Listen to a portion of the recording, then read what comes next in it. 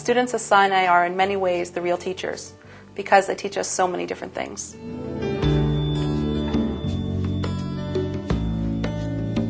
I'm like a lot nicer to people. I know how everyone feels and stuff. It makes me important. It makes me a nicer person. It makes me think about what other people are saying. I don't jump to conclusions immediately. I don't just yell at people. I learned how to be more sensitive and how to be more, I guess, understanding and caring. You know, basically you just have to be yourself. They just totally accept you and love you for who you are.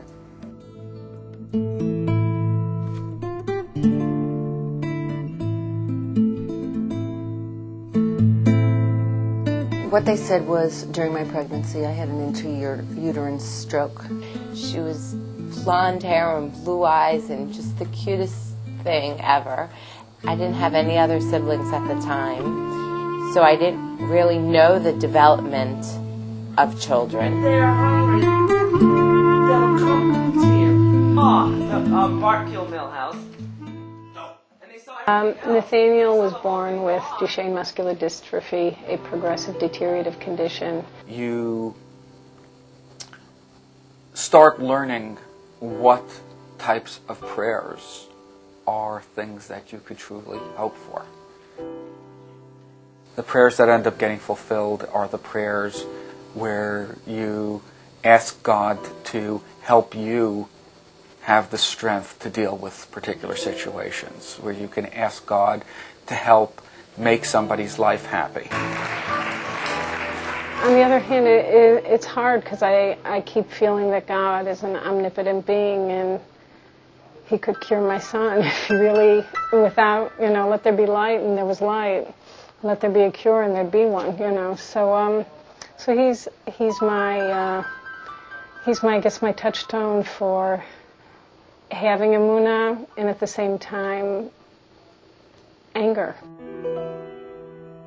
Speaking honestly, it's not an inspirational type of experience. It's a struggle. It's not new. It's an age-old struggle, and trying to come to peace with it is not something that is easy. My sister Yael, she attends Sinai. It's not really a mental issue. I think it's more just learning issues. I personally did not know that my sister was classified as a Sinai student. We know that some of the greatest of individuals were developmentally arrested in one way or another, and they turned out to be absolute superstars in society.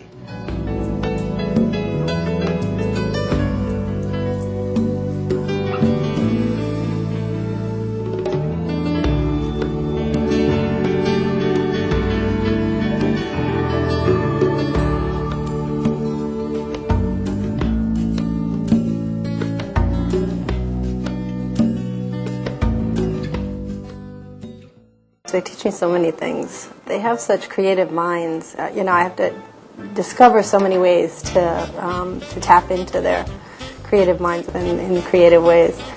The photography club's activities has been to get to learn how to use Photoshop.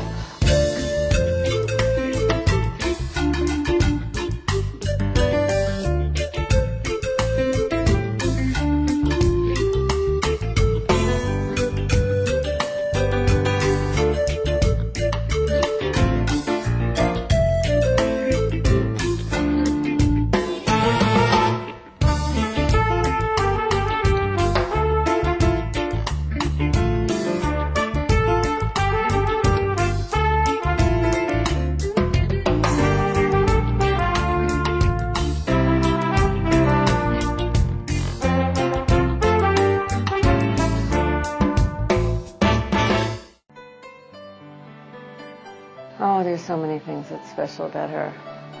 She's got an unbelievable will. She's determined.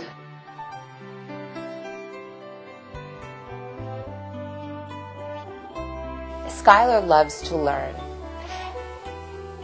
And when she comes home with all of this new information and shares it with people in her lives, I think it makes her feel so good that she's able to teach them something that maybe they didn't know.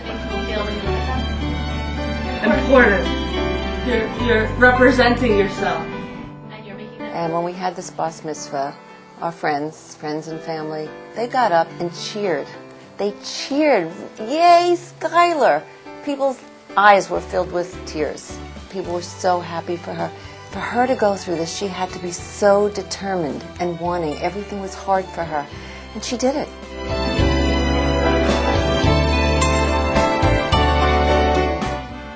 When I was first dating my husband, it was only a couple dates. And you know, in the beginning, you have to play everything cool. And I immediately knew that I was going to marry my husband. From the first date, I knew 100%. And I shared that with her. As my sister, I wanted to share that with her.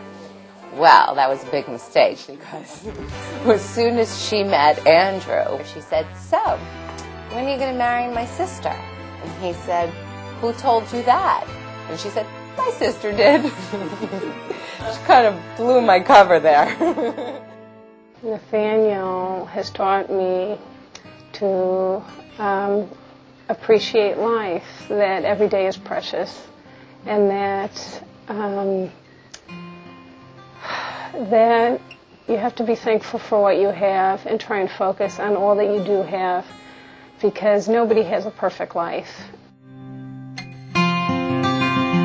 Recently, he told me that he wanted to try out for the varsity basketball team. So I said, well, I think they're pretty serious about dribbling here, and you really need to dribble, and you can't dribble anymore. So he says, so? I said, so if you can't dribble, what would you do? So he says, I could set great picks. I could really free these guys up for shots.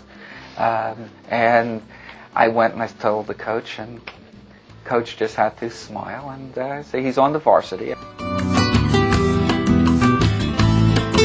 I have this, it's almost this selfish need. I need for myself to feel like I make a difference in the world, because I watch Nathaniel Cohn driving to make a difference in the world every day, and I say, I'm following that example.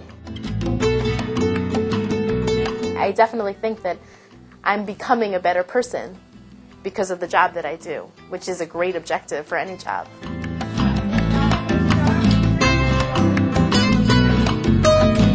Really, she's so mature, it scares me sometimes. She's so mature. I really always feel like she's the bigger sister, you know. Her room is so clean and mine isn't. She's like an A+ student and I'm not. We just give to each other so much and get so much back, and it's so meaningful to just grow up in that kind of environment. I definitely think that made me who I am now. I'm like about to cry.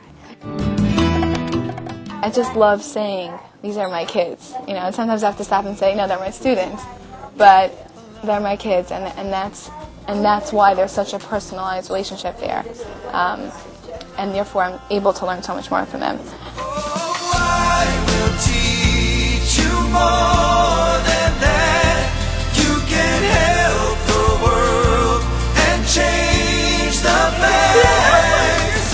Don't say you won't take. They taught me how to understand, how to listen without judgment, how to hear, and really how to look at the world on a different level and understand the world on a different level. You know, you just teach them something and they get it, and it's like, wow, you know, I love being Jewish. I love learning this.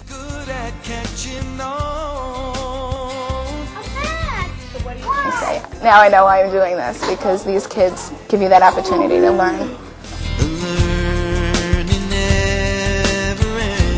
They're teaching us how to take the good from each and everything that's being done. So we learn from them, they learn from us, and they're our teachers more than we're their teachers in everyday life.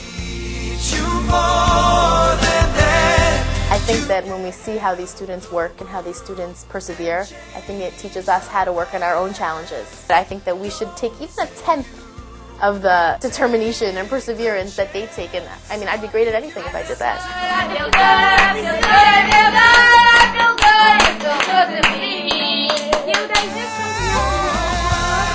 the most important thing that they've taught me is never to underestimate them. Me? You don't want to go first? And, really shoot for the moon. For someone to sit and to work at something that's very hard for them, that doesn't come naturally to them, and to really, really work, so that person, that's really a hero. And really, each of these students, they're heroes. Okay, thanks. Come on.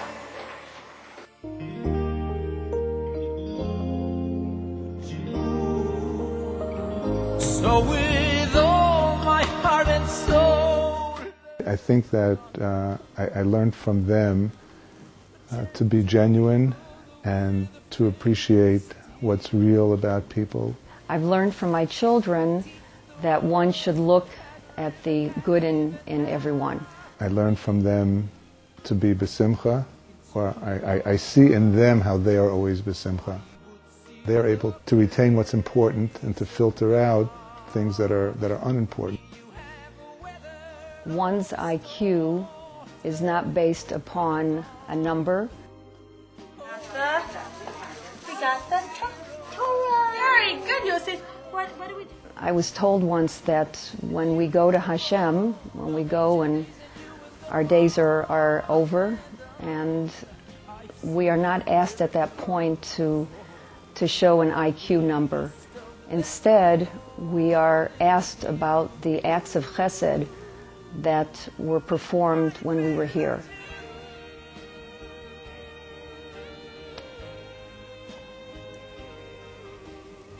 In the case of my Yaakov, I believe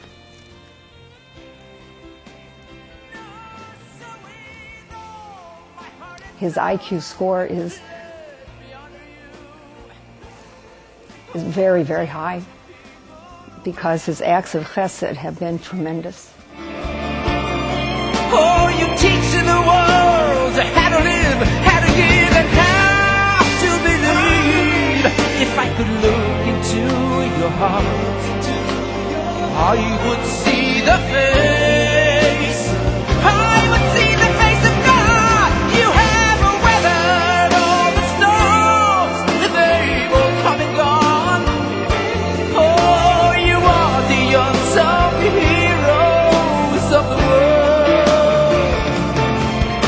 And you were born of ancient days, and you will go on and on and on and on. I've seen miracles before, but you're the greatest of them all.